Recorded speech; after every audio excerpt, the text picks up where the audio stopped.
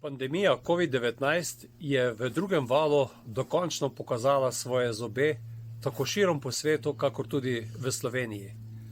Žal imamo številke, ki so, gledano na milijon ljudi, najvišje v Evropi. Tudi število tistih, od katerih se moramo posloviti zaradi COVID krize, je zelo veliko, zato tudi sam izrecno upoštevam vse ukrepe, ki so predpisani. Pozivam tudi vse sodržavljane, da upoštevajo te ukrepe.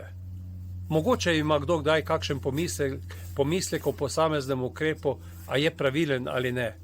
Vendar mislim, da ni čas za nasprotovanje ukrepom, ki jih predlaga vlada, ni čas za nobene proteste. Zelo obsojam takšne vandalske proteste, kot so se zgodili v Ljubljani.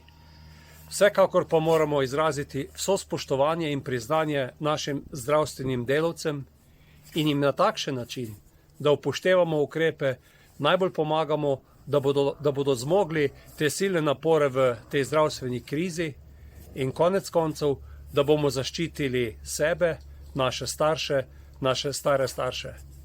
Ostanite zdravi in upoštevajte ukrepe, ki jih predlaga vlada Republike Slovenije.